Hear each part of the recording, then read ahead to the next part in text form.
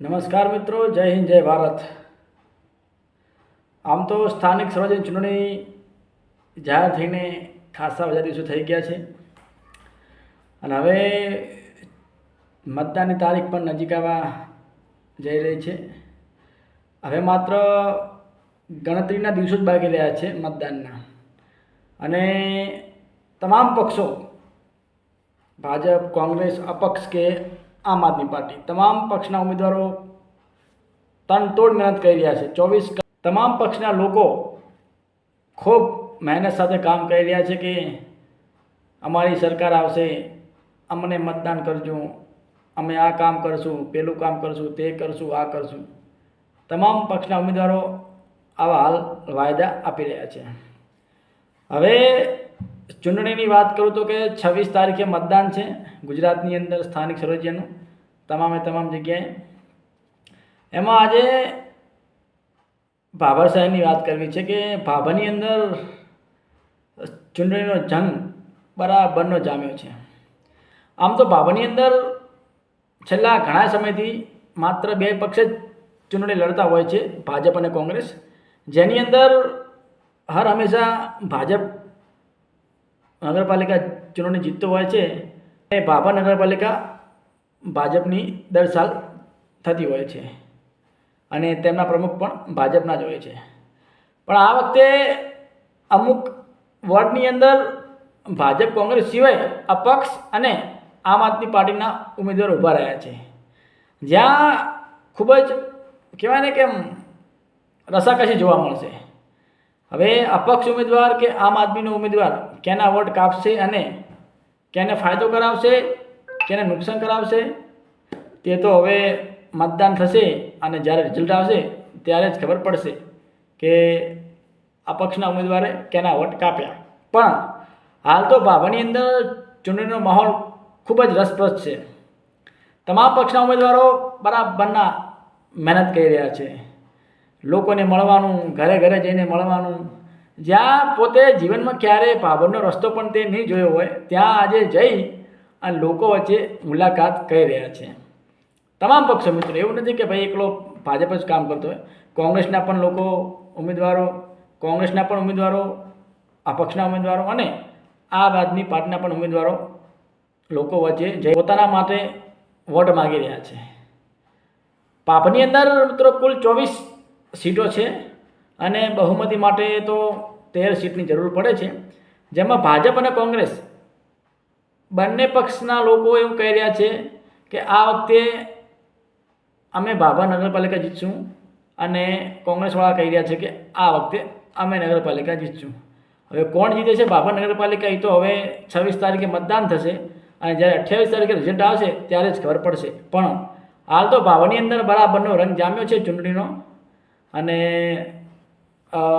બધા જ પક્ષના ઉમેદવારો લોકો વચ્ચે જઈ રહ્યા છે અને પોતાના માટે, પોતાની પાર્ટી માટે મત માગી રહ્યા છે. હવે લોકો કેને મત આપે છે અને કોને જીતાડે છે તે હવે આપણને 26 અને 28 તારીખે ખબર પડી જશે.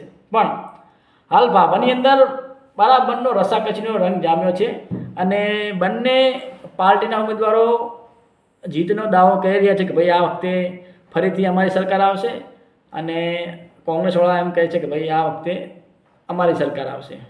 ભાજપના ઉમેદવારો એવું કહી રહ્યા છે કે ફરીથી આ વખતે ભાભરની અંદર ભાજપ જીતશે અને કોંગ્રેસ કહી રહ્યા છે કે આ વખતે તો અમે 100% ભાભર નગરપાલિકા જીતશું. હવે કોનો દાવો સાચો પડે છે ને કોનો દાવો ખોટો પડે છે તે તો હવે 28 તારીખે જ ખબર પડશે કે કોણ કેટલામાં છે, તે 28 તારીખે મપાઈ જશે. પણ હાલ ભાભરની અંદર તમામ પક્ષના ઉમેદવારો ઘરે ઘરે જઈ મતદાન માટે, પોતાના માટે, પોતાની પાર્ટી માટે વોટ માગી રહ્યા છે કે ભાઈ આ વખતે અમને વોટ આપજો, અમને જીતાડજો, અમે તમારા બધા કામ કરીશું, અમે સાથે છીએ અને કોઈ પણ પ્રકારની તકલીફ હોય તો અમે તમારી સાથે ઊભા રહીશું અને સાથે રહીને તમારું અમે કામ કરીશું.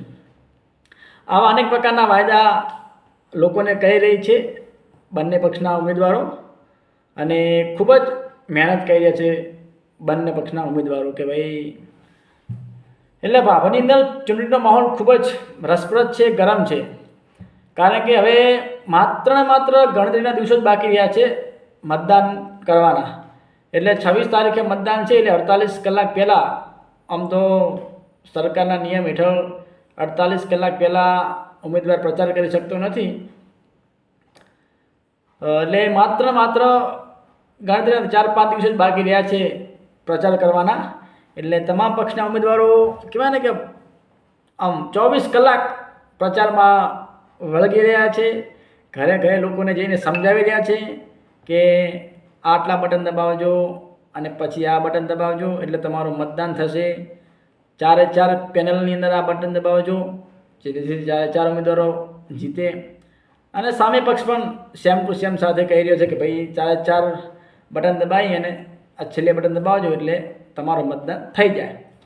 પણ હવે આ માહોલની અંદર ભાભર નગરપાલિકાની ખુરશી કોણ લઈ જાય છે એ 28 તારીખે ખબર પડી જશે.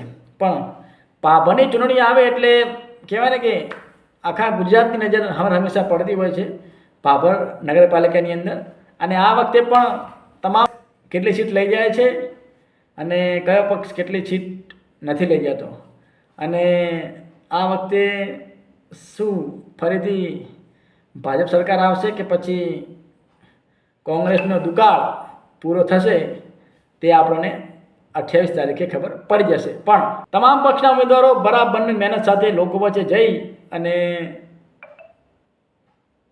કહેવાય ને કે તનતોડ મહેનત કરી રહ્યા છે કે ભાઈ આ વખતે અમારી પાર્ટીને જીતાડો, એકવાર મોકો આલો. બંને પાર્ટીના ઉમેદવારો લોકો સમક્ષ જઈ અને પોતાના માટે મતદાન માગી રહ્યા છે કે ભાઈ